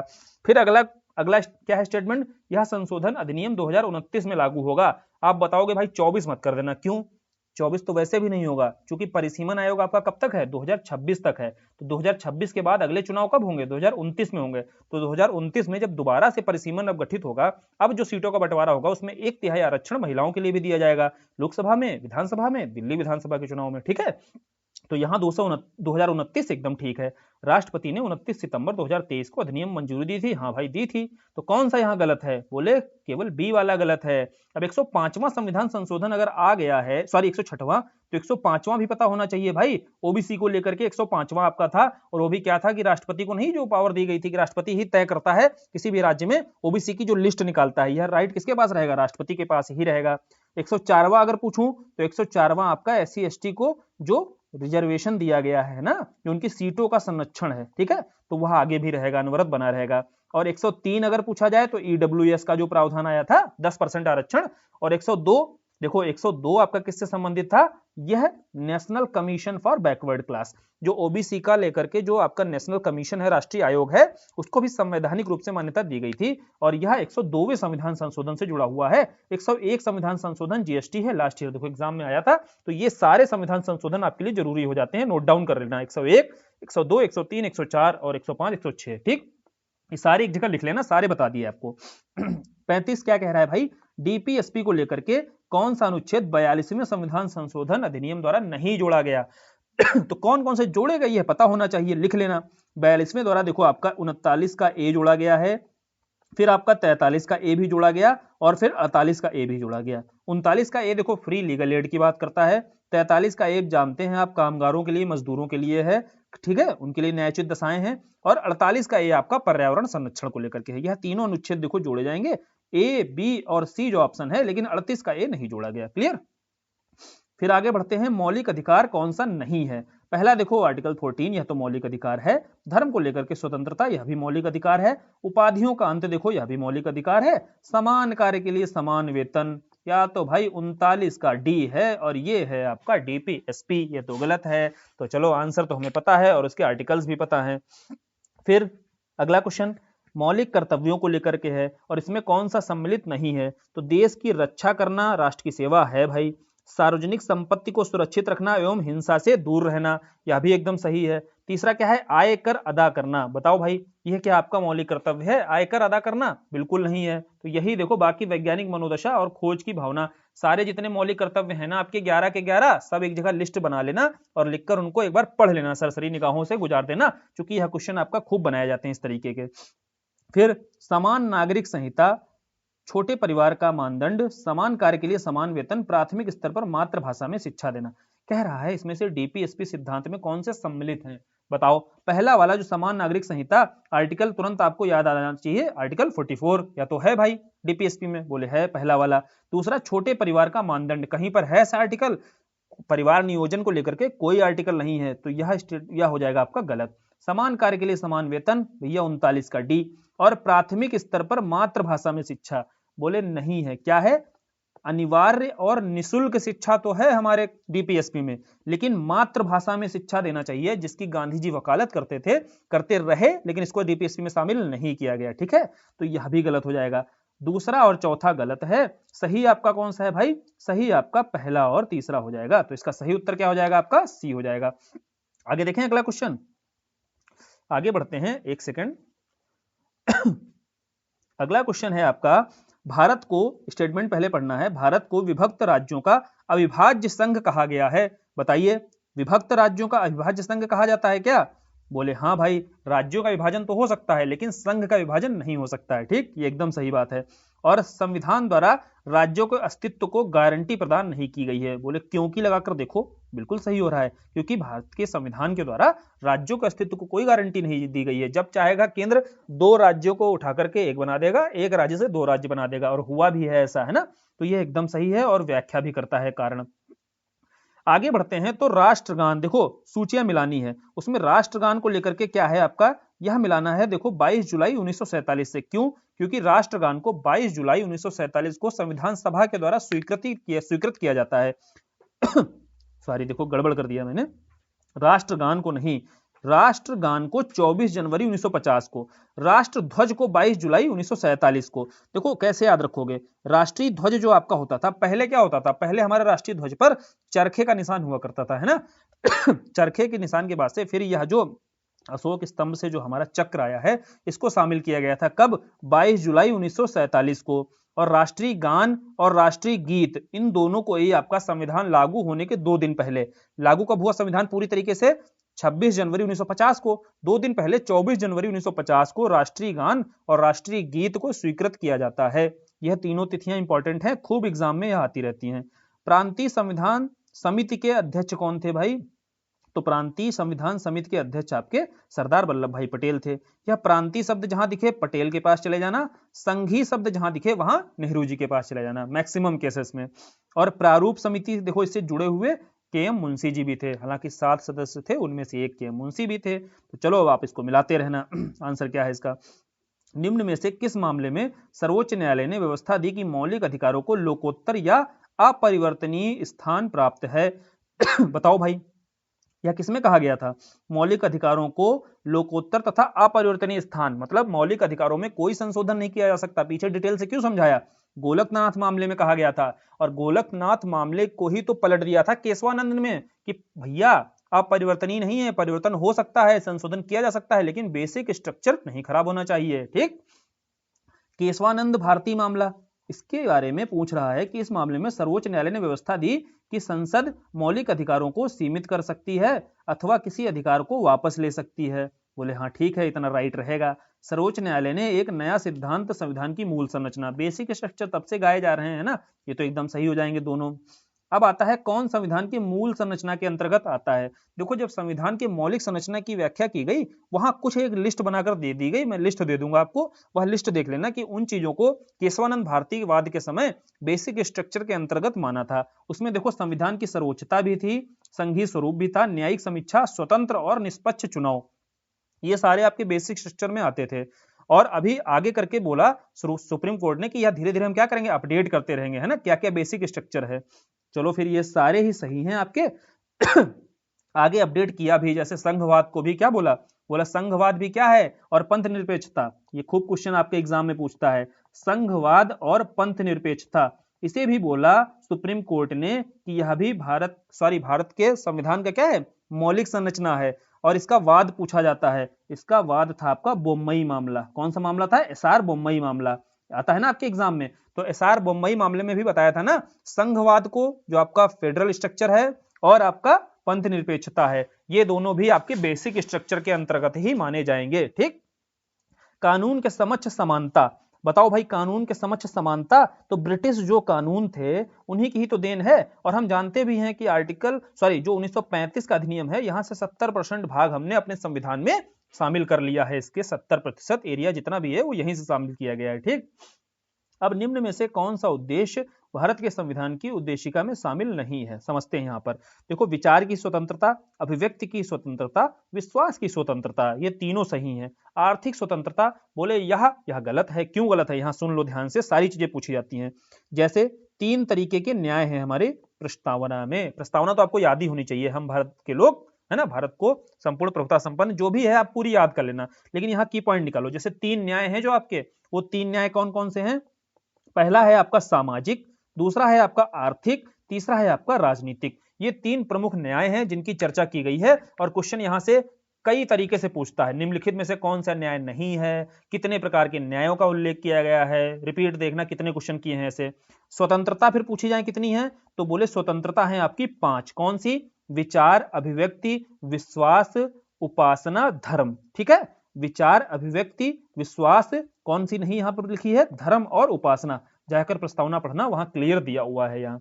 ठीक है, तो 3 न्याय हैं, 5 स्वतंत्रता है और 2 आपकी समानता है। और 2 समानता कौन सी हैं? एक है आपकी प्रतिष्ठा की और दूसरी है आपकी अवसर की समानता। ठीक है, इनका उल्लेख है हमारी प्रस्तावना में और यहीं से आपके एग्जाम में क्वेश्चंस बनता रहता है। तो गलत हो जाएगा आपका आर्थिक स्वतंत्रता। आर्थिक क्या है आपका? न्याय उल्लेख है प्रस्तावना में भाई। फिर आते हैं डीपीएसपी को लेकर के, आर्टिकल 43 का बी। आर्टिकल 43 का बी कब जोड़ा गया था भाई? 97वां संविधान संशोधन, वहां आर्टिकल 47 का बी, और इसके तहत आपका सहकारी समितियों की चर्चा की गई थी। क्लियर? 47 नंबर क्वेश्चन है, कौन सा नागरिकों और विदेशियों दोनों को प्राप्त है? कौन सा गाना बताया था? 15, 16, 19, 29, 30। आओ देखो भी कैसे सही होता है। यहाँ दोनों को कह रहा है, ये सिटीजन वाले हैं, जहां ये दिखे काट देना। देखो बालात श्रम, ये तो आपका चलो ठीक है भाई, 23 हो गया। अल्पसंख्यक देखो शिक्षण, ये 30 हो गया। ठीक, और ये प्राणदैहिक 21 हो गया। इसमें से कौन सा काटोगे? जो भैया केवल सिटीजन को है, बोले 30, हमारे गाने में 30 आता है, तो हमने 2 काट दिया, बचा कौन सा? बचा भैया 1 और 3। ठीक, देखो कितना आसान होता है ये क्वेश्चन, अब कभी गलत नहीं होंगे, केवल एक ही गाना याद रखो, 15, 16, 19, 29, 30, है ना। ठीक है, चलो आगे बढ़े। एक सही सुमेलित है। पहला क्या है? सेवाओं पर कर का प्रावधान। बताओ भाई, सेवाओं पर कर का प्रावधान, चलो इसको नहीं जानते हो, बोले इसमें से कौन से गलत हैं, ये तो बता दोगे तो सही वाले तक पहुंच जाओगे। हमें नहीं पता भैया ये 88वां है, नॉर्मली नहीं पता होता है। ठीक है, कौन से पता रहते हैं? जैसे अनुसूचित जाति आयोग। बताओ भाई, जाति आयोग का जो गठन हुआ था, यहां 61वां कह रहा है, यही गलत हो जाएगा। क्यों? अब समझते हैं इसको लेकर के। 2 संविधान संशोधन है आपके, एक आपका 69th है, जो आपका 69th संविधान संशोधन है, इसके तहत आपका national commission for SC and ST, यानी कि दोनों एक में थे। पहले शेड्यूल कास्ट और शेड्यूल ट्राइब को लेकर के जो आपका कमीशन था, वो दोनों एक में थे, और वो 69th कॉन्स्टिट्यूशन अमेंडमेंट के द्वारा शामिल किया गया था। फिर आपका जो 89th होता है, 69th और 89th दोनों आप याद भी रख सकते हो। तो आपका जो 89th कॉन्स्टिट्यूशन अमेंडमेंट हुआ, इसके बाद से आपका national commission for schedule caste और national commission for schedule tribe, 2 अलग अलग आयोगों का गठन कर दिया गया, यानी कि इसी को अलग कर दिया गया। शेड्यूल कास्ट के लिए अलग कमीशन हो गया, शेड्यूल ट्राइब के लिए अलग हो गया। आर्टिकल आप जानते हैं 338, और आर्टिकल 338 का ए यहां से शामिल कर लिया गया। फिर हम देखो 102वां, यही साथ में देख लो पूरी कहानी तो क्लियर रहेगी। 102वां हम देख चुके हैं, संविधान संशोधन जो आया, यहां से national commission for backward class आ गया है ना, ओबीसी वर्ग के लिए, और 338 का बी यहां से हमारे संविधान में शामिल कर दिया गया। तो इन तीनों आयोगों को, चाहे शेड्यूल कास्ट को लेकर हो, शेड्यूल ट्राइब को या बैकवर्ड क्लास को, तीनों को संवैधानिक दर्जा मिल चुका है। अनुच्छेद 338, 338 ए और 338 बी, यह भी क्लियर। संविधान संशोधन 69th पहले हुआ जब दोनों को एक साथ था, 89th हुआ जब दोनों को अलग कर दिया गया, और ओबीसी को लेकर के हम पीछे पड़ चुके हैं। तो यहाँ 65 तो नहीं होगा, 61 तो नहीं होगा, गलत हो गया। अब मेघालय राज्य की स्थापना, तो मेघालय राज्य की जो स्थापना हुई आपकी, तो 22वां संविधान संशोधन था। ठीक है, अब यहां आते हैं नगर निगम व नगर पालिका की स्थापना को लेकर के। देखो यार, 73वां जो था ना, ये पंचायतों को लेकर के था। 74वां किसको लेकर के था? नगर निगम को लेकर के, नगरों को लेकर के आपका 74वां रहेगा, पंचायतों को लेकर के आपका 73वां रहेगा। तो यह भी गलत हो गया। बचा क्या? सेवाओं पर कर का प्रावधान, यही सही हो जाएगा। आगे बढ़े। आगे कह रहा है विधि द्वारा स्थापित प्रक्रिया। देखो, विधि द्वारा जो स्थापित प्रक्रिया है, वह जापान से यह प्रोसेस अपनाया है, और संयुक्त बैठक यह ऑस्ट्रेलिया से। जो लिस्ट आपको दी गई है ना, उसको जाकर के बहुत अच्छे से पढ़ लेना। ठीक, तो संयुक्त बैठक आपकी ऑस्ट्रेलिया से है, विधि द्वारा स्थापित प्रक्रिया जापान से है। प्रस्तावना में न्याय, देखो न्याय संबंधी कोई भी कार्य आएगा वह सोवियत संघ से है, और राष्ट्रपति का निर्वाचन पद्धति आयरलैंड से। इसको तो जाके बहुत अच्छे से पढ़ना और सारे एकदम क्लियर रखना। आर्टिकल 20 की बात की जा रही है। आर्टिकल 20 में धारा 2 के अंतर्गत दोहरे दंड का अर्थ है कि कोई भी व्यक्ति, इसमें क्या होता है भाई, आर्टिकल 20 के 2 में कहा गया है यदि एक व्यक्ति के खिलाफ, जैसे एक व्यक्ति को एक बार से अधिक न्यायिक कार्रवाई और दंड का भागीदार नहीं बनाया जा सकता है। यानी कि एक व्यक्ति को अगर एक अपराध कोई किया है उसको एक ही बार सजा मिलेगी, ये नहीं उस अपराध के लिए बार बार तुम सजा देते जा रहे हो। तो ऐसा सी ऑप्शन हमें दिख रहा है। क्लियर है? तो ये तो आसान है काफी। अब संसदात्मक शासन व्यवस्था की बात की जा रही है। संसदात्मक शासन व्यवस्था जो होती है इसमें कार्यपालिका का न्यायपालिका पर नियंत्रण होता है। बताओ भैया ऐसा होता है क्या? नहीं। न्यायपालिका का कार्यपालिका पर नियंत्रण होता है? बोले बिल्कुल नहीं। विधायिका का कार्यपालिका पर नियंत्रण होता है? बोले होता है। तो विधायिका विधि में बैठने वाले, जैसे मान लो एग्जांपल लो, जैसे कैबिनेट में क्या होता है, कैबिनेट में जो भी लोग बैठते हैं, जो कानून बनाते हैं, और जो कार्यपालिका में सारे क्या है, जितने भी और मंत्री वगैरह सारे जो सदस्य होते हैं आते हैं, है ना। जो प्रशासनिक ढांचा है वो भी आता है कार्यपालिका के अंतर्गत। तो इन पर अंतिम नियंत्रण किसका होता है? विधायिका में बैठे हुए लोगों का। तो यह स्टेटमेंट एकदम सही हो जाएगा ना। हमारी जो संसदात्मक व्यवस्था होती है, संसद मजबूत होती है, और संसद में आपकी कौन होती है? विधायिका आती है। क्लियर? तो विधायिका का कार्यपालिका पर नियंत्रण होता है। ठीक है ना? आंसर समझ में आ रहा है आपको? तो चलो फिर आगे बढ़े। अगला क्या है स्टेटमेंट? अगला है संसदीय शासन प्रणाली को उत्तरदायी शासन प्रणाली के से भी जाना जाता है। बताओ भाई, इसे क्या उत्तरदायी शासन प्रणाली बोलते हैं? बिल्कुल बोलते हैं। क्यों? क्योंकि संसद में हम क्या करते हैं, हम अपने प्रतिनिधि भेजते हैं, और प्रतिनिधि किसके प्रति उत्तरदायी होते हैं? जनता के प्रति उत्तरदायी होते हैं। तो यहां पर आपका उत्तरदायी शासन प्रणाली की स्थापना होती है। बिल्कुल ठीक बात है। इसमें सरकार लोकसभा के प्रति उत्तरदायी होती है, और लोकसभा में हम प्रत्यक्ष रूप से प्रतिनिधि अपना चुनते हैं। तो बोले यह भी सही है, और दूसरा उसकी व्याख्या करता है। ठीक, चलो फिर अगला क्वेश्चन देखते हैं भाई। अगला है भारत की संघीय व्यवस्था किस देश के मॉडल पर है? देखो हमने जो संघीय व्यवस्था ली है वो कनाडा से ली हुई है। ठीक है? और कनाडा की जो संघीय व्यवस्था है वह भी इसी तरीके की है, जहां केंद्र को थोड़ा मजबूत रखा गया है। जैसे हमने भी अपनी संघीय व्यवस्था में क्या किया है, केंद्र को थोड़ा मजबूत रखा है। इसलिए थोड़ा आरोप भी लगते हैं कि काय की संघीय व्यवस्था है, इसमें ज्यादातर प्रावधान कैसे हैं? एकात्मक हैं। ठीक, अगला है निम्न में से कौन सी विशेषता संघीय शासन की नहीं है? बताओ भाई, पीछे समझाया भी था। कठोर संविधान, हमारा कठोर संविधान है जो, वह किसकी विशेषता है? बोले कठोर संविधान तो संघीय शासन की व्यवस्था है। स्वतंत्र न्यायपालिका, यह भी है। सशक्त केंद्र, भैया जो केंद्र मजबूत रखा, यही तो बार बार लोगों के द्वारा इस पर क्या है, आरोप भी लगते रहते हैं, आक्षेप लगाए जाते हैं कि केंद्र इतना मजबूत है तो संघीय ना होकर के हमारी व्यवस्था कैसी एकात्मक दिखाई देती है। तो यही तो है जो संघीय शासन का की विशेषता नहीं रखता है। लिखित संविधान ठीक है, संघीय व्यवस्था के लिए जरूरी होता है। फिर आते हैं भारत सरकार अधिनियम 1935 की विशेषताओं में नहीं है। इसमें से देखो, इसमें 321 धाराएं हैं 10 अनुसूचियां थी। जो समझिए भारत सरकार अधिनियम था 1935 का, उसमें 10 अनुसूचियां ही थी और 321 धाराएं थी। और इस अधिनियम में अखिल भारतीय महासंघ का प्रावधान था? बोले बिल्कुल था।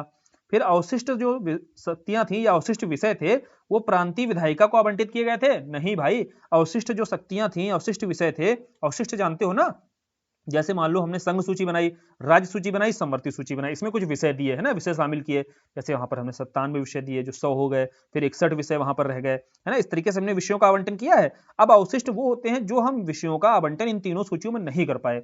वो बचे हुए जो अवशिष्ट विषय होते हैं उनका अंतिम रूप से किसके पास रहती थी शक्ति? गवर्नर जनरल के पास रहती थी।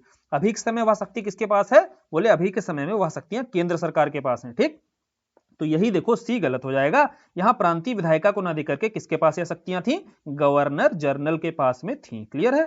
आगे बढ़ते हैं। तो 26 नवंबर 1949 को संविधान पर 284 सदस्यों ने हस्ताक्षर किए? बिल्कुल किए, क्योंकि आंशिक रूप से हमारा संविधान जो है लागू हो गया था 26 नवंबर 1949 को। फिर कह रहा है अगला स्टेटमेंट, 1949 को संविधान को लागू करने के बाद प्रस्तावना को लागू किया गया था? बोले हाँ भैया, 1949 को जब आंशिक रूप से लागू हो गया, फिर हमने 26 जनवरी 1950 को प्रस्तावना को भी लागू कर दिया था, संविधान के पूर्णतः लागू होने के साथ साथ। ठीक, चलो फिर दूसरा भी सही, पहला भी सही, तो दोनों स्टेटमेंट सही हो जाएंगे। अगला है यह शासन में मूलभूत है और विधि बनाने में इन तत्वों को लागू करना राज्य का कर्तव्य होगा। बताओ भाई कौन से हैं ये? देखो कर्तव्य के रूप में किन्हें बताया गया है? कर्तव्य के रूप में डीपीएसपी हैं, और इसीलिए डीपीएसपी को लेकर के संविधानविद इसकी आलोचना भी करते रहते हैं। फिर आते हैं रिट को लेकर के। देखो रिट में कह रहा है प्रशासनिक अधिकारी के विरुद्ध जारी की जाती है। यहां समझिए कौन सी रिट है जो प्रशासनिक अधिकारी के विरुद्ध जारी की जाती है। अब रिट को लेकर के आप जानते हैं रिट जारी करने का अधिकार सुप्रीम कोर्ट और हाई कोर्ट दोनों का होता है। कौन से आर्टिकल है? आर्टिकल 32 है आपका और आर्टिकल 226 है। आर्टिकल 226 के तहत हाई कोर्ट को अधिकार है, या और आर्टिकल 32 के तहत सुप्रीम कोर्ट को है। लेकिन सुप्रीम कोर्ट क्या है, आपके केवल अगर यदि आपके मौलिक अधिकारों का ही हनन हो रहा होगा ना, तभी वो केवल रिट जारी कर सकती है। इसी संदर्भ में हमें यहां समझना है रिट कितनी होती हैं। 5 प्रकार की रिट होती हैं। कौन कौन सी भाई? परमादेश आपकी, बंदी प्रत्यक्षीकरण, फिर आपकी अधिकार प्रतीक्षा हो गई, फिर आपकी उत्प्रेषण हो गई, और आपकी प्रतिषेध हो गई। क्लियर? ये आपने पढ़ तो रखी होगी, रिवाइज करना। तो जो भाई बंदी प्रत्यक्षीकरण होती है, यह क्या है, कोई किसी व्यक्ति की गिरफ्तारी हो जाती है तो उसको 24 घंटे के अंदर सामने पेश करना होता है, और नहीं पेश हो रहा है तो आप क्या कर सकते हो, नागरिक सीधे सुप्रीम कोर्ट जा सकता है अगर बंदी प्रत्यक्षीकरण रिट लगाएगा। ठीक। और फिर आते हैं अधिकार परीक्षा। तो अधिकार परीक्षा में भाई, परीक्षा मतलब क्या होता है, प्रश्न पूछना। कोई अधिकारी है उससे प्रश्न पूछा जा सकता है कि तुम किस अधिकार से इस नौकरी पर हो, है ना। और परमादेश भाई सार्वजनिक अधिकारी के प्रति ही क्या होता है, सार्वजनिक अधिकारी, कोई प्रशासनिक अधिकारी होता है उसको लेकर के परम आदेश जो जारी किया जाता है सुप्रीम कोर्ट या हाई कोर्ट के द्वारा। ठीक। अब उत्प्रेषण और प्रतिषेध को लेकर के देखो कंफ्यूजन होता है। क्यों? उत्प्रेषण और प्रतिषेध देखो, जो आपका सबऑर्डिनेट जितनी कोर्ट्स होती हैं उनके प्रति ही जारी होता है, लेकिन प्रतिषेध में अंतर यह है कि प्रतिषेध जो है आपका कोई सार्वजनिक प्रशासनिक अधिकारी के प्रति भी यह जारी की जा सकती है। इसमें जैसे कोई कार्रवाई हो रही है, कोई प्रोसेस जो फॉलो नहीं किया गया है। प्रतिषेध में क्या होता है, प्रतिषेध में देखो यह होता है, कोई प्रोसेस यदि हो रहा है, चल रहा है, कोई सबऑर्डिनेट कोर्ट में कोई प्रोसेस अगर चल रहा है, हियरिंग चल रही है, उसको उठा करके ऊपर की हाई कोर्ट या सुप्रीम कोर्ट क्या करेगी, अपने पास बुला लेती है। ठीक है, तो वह आपका उत्प्रेषण रिट होता है। अपनी अधिकार क्षेत्र से मतलब बाहर जाकर के आप कोई अगर सुनवाई कर रहे हो तो तुरंत बोलेगी भैया इसको मामला हमारे पास भेज दो, तुम्हारे अधिकार क्षेत्र में नहीं आता है। और उत्प्रेषण क्या होता है? उत्प्रेषण देखो, सीधी बात समझो, उत्प्रेषण केवल और केवल किसके प्रति जारी किया जाता है, केवल न्यायालय के प्रति। ध्यान रखना, केवल न्यायालय में कोई भी निर्णय होता है। और उत्प्रेषण में जैसे मान लीजिएगा कोई लंबित मामला है, ठीक है, यहां देखो उल्टा हो गया। प्रतिषेध में क्या होता है, किसी पर डिसीजन यदि दे दिया है, ठीक है, ध्यान रखना, उत्प्रेषण और प्रतिषेध में। प्रतिषेध में यह होता है कोई डिसीजन जैसे दे दिया, किसी सबऑर्डिनेट कोर्ट ने या किसी भी प्रशासनिक अधिकारी ने कोई निर्णय दे दिया, लेकिन उसमें जो प्रोसेस सही फॉलो नहीं किया गया है, ठीक है, अपने अधिकार क्षेत्र से बाहर रहकर निर्णय दिया है, तो वह कैंसिल करके क्या करेगी, उच्च जो न्यायालय होगी, उसके ऊपर की न्यायालय जो होगी, वह अपने पास बुला लेगी उस मामले में। तो यहां निर्णय दे दिया जाता है, वह होता है आपका क्या, प्रतिषेध। और उत्प्रेषण में क्या होता है, उत्प्रेषण में मामला लंबित होता है। लंबित मतलब समझ रहे हो, वहां पर चल रहा होता है। और उत्प्रेषण में केवल न्यायालय के विरुद्ध ही यह जारी की जाती है। तो यहां क्वेश्चन क्या है, कौन सी रिट है जो प्रशासनिक अधिकारियों के विरुद्ध जारी की जाती है? तो उत्प्रेषण भैया केवल न्यायालय के अधिकारियों के विरुद्ध ही, न्यायालय के विरुद्ध ही जारी होती है। तो उत्प्रेषण को काट देना है, बाकी सारे सही हैं, बाकी सारी की सारी प्रशासनिक अधिकारियों के विरुद्ध जारी की जाती है। क्लियर है? उत्प्रेषण और प्रतिषेध में अंतर समझ में आया? प्रतिषेध में डिसीजन दे दिया गया है भैया, वह कोर्ट हो चाहे प्रशासनिक अधिकारी हो, और उत्प्रेषण में वह मामला उस कोर्ट में अभी चल रहा है। ठीक है, तो यह दोनों में अंतर होता है। तो 1, 2 और 3 इसका सही उत्तर हो जाएगा। अगला क्वेश्चन क्या है भाई? अगला है आपका पंथ निरपेक्षता और संघवाद भारतीय संविधान के मूल लक्षण है। समझाया था अभी, बेसिक स्ट्रक्चर बताया था, उसमें बोला था जो लिस्ट दी थी उसको भी आगे अपडेट करेगी, अभी और सुप्रीम कोर्ट अपडेट करती रहेगी। तो उसी में एसआर बोम्मई का जब मामला हुआ था, वहां पंथ निरपेक्षवाद और संघवाद को भी भारतीय संविधान के मूल लक्षण में इसको शामिल कर दिया था। सही उत्तर क्या हो जाएगा? एसआर बोम्मई का मामला। अब अगला क्वेश्चन क्या है? प्रस्तावना संविधान का सबसे सम्मानित भाग है, या संविधान की आत्मा और संविधान की कुंजी है। पीछे समझाया था, संविधान का परिचय पत्र प्रस्तावना को किसने कहा था? पालकी वाला ने। और संविधान की कुंजी और संविधान की आत्मा किसने कहा था? ठाकुरदास भार्गव ने, है ना। खूब क्वेश्चन आता है एग्जाम में आपके। फिर है आपका भाई आर्टिकल 23। आर्टिकल 23 आप बताइएगा, 23 और 24 बहुत डिटेल से समझा दिया है। तो मानव के दुर्व्यापार और बालाश्रम को लेकर के है ना, इसको रोकता है। आर्टिकल 26 देखो, 25, 26, 27, 28 सब समझा दिए। 26 का जो आपका की पॉइंट बताया था वह क्या था भैया? प्रबंधन। देखो मिला यहाँ पर की पॉइंट, 26 मिला लिया हमने। 41 क्या भैया? जो दशाएं हैं, अवस्थाएं हैं, उनको लेकर के क्या है, हमेशा अनुकूल स्थिति बनाकर रखनी चाहिए। ठीक, तो 41 आपका हो गया। 38 हो जाएगा आपका राज्य द्वारा लोक कल्याण में वृद्धि करना। ठीक, तो अब तो आप मिला ही लोगे। फिर संविधान सभा के मौलिक अधिकार समिति के अध्यक्ष कौन थे? देखो मौलिक अधिकार को लेकर के कुछ समितियां आपको बताई गई थी, वहां मौलिक अधिकार को लेकर समिति बताई गई थी, उसके अध्यक्ष तो आपके बनाए गए थे भाई सरदार वल्लभ भाई पटेल। और यहां यदि आपसे उप समिति, क्योंकि 2 आपकी समितियां थी जिसकी उप समिति भी बनी थी, तो मौलिक अधिकारों की जो उप समिति बनी थी, यह भी आपके एग्जाम में खूब पूछा जाता है। इसके कौन थे? आपके कृपलानी थे। ठीक, मौलिक अधिकारों की जो उप समिति बनी थी, इसके आपके कृपलानी थे। दूसरा आपके सरदार वल्लभ भाई पटेल आप जानते हैं अल्पसंख्यकों को लेकर के जो समिति बनाई गई थी उसके भी अध्यक्ष कौन थे? पटेल जी थे। और इसकी भी उप समिति बनाई गई थी, है ना, 2 ही तो उप समितियां बनी, तो सॉरी बनी और भी, लेकिन यह 2 उप समितियां जिनकी अध्यक्षता कौन कर रहा था? सरदार वल्लभ भाई पटेल कर रहे थे। तो सरदार वल्लभ भाई पटेल एक तो आपकी मौलिक अधिकार समिति की अध्यक्षता कर रहे थे और दूसरा अल्पसंख्यक की। तो अल्पसंख्यक की जो उप समिति थी इसके अध्यक्ष कौन बने थे आपके? इसके थे आपके एस.सी. मुखर्जी। ठीक है, तो ये याद रखना, एस.सी. मुखर्जी इसके उप समिति के अध्यक्ष बनाए गए थे और मौलिक अधिकार उप समिति के अध्यक्ष आपके कृपलानी बनाए गए थे। याद कर लेना, ये दोनों आपके एग्जाम में खूब रिपीट होते हैं।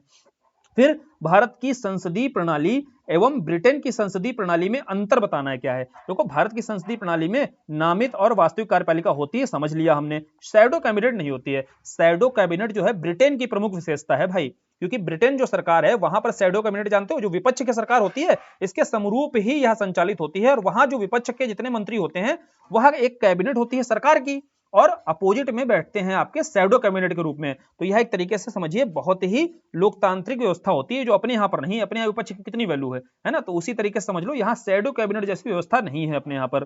तो यही हो जाएगा आपका जो प्रमुख अंतर है भारत की संसदीय प्रणाली और ब्रिटेन की संसदीय प्रणाली। बाकी हमारे भी सामूहिक उत्तरदायित्व है ना, हमारे यहाँ भी द्विसदनात्मक व्यवस्थापिका है ना, द्विसदन हमारे यहाँ लोकसभा राज्यसभा। तो ये बाकी सारे के सारे सही हैं। चलो आज हम आधा पार्ट ही इसका डिस्कस करेंगे, आप बताना और फीडबैक जरूर दिया करो यार, अगर पसंद आया करे ना इस तरीके से डिस्कशन रखा जाए ना जैसे किया जा रहा है। क्योंकि इससे क्या है, पॉलिटी आपकी चीजें जो यहाँ टेस्ट में दी हैं यहाँ तो क्लियर हो ही जाएंगी, क्योंकि आप भी इसको करके बैठे होंगे। इसके अलावा कोशिश की जाती है कि इसके आसपास परिधि में जो आपसे एग्जाम में क्वेश्चंस पूछे गए हैं पिछले वर्षों में या पूछे जाएंगे, हम लोगों को एग्जाम में क्वेश्चंस दिख सकते हैं जहां से, वो सारी चीजें कवर करा दी जाए, ताकि फिर कंफ्यूजन जहां जहां पर होता है वो समाप्त हो जाए। चलो फिर वीडियो यहीं खत्म करते हैं, सेकंड पार्ट फिर डिस्कस करेंगे इसका बचा हुआ। और इस पार्ट से लगभग आधा हम संविधान का पार्ट खत्म कर देंगे पॉलिटी का। अगला जो टेस्ट डिस्कस करेंगे उसमें बचा हुआ आधा पार्ट पॉलिटी का डिस्कस करेंगे और वह खत्म हो जाएगा। इस बहाने आपकी पॉलिटी पूरी रिवाइज हो जाएगी। ठीक है, चलो फिर वीडियो खत्म करते हैं और फीडबैक जरूर देना, बताना जरूर भाई मजा आया कि नहीं आया। ठीक, धन्यवाद आज के लिए।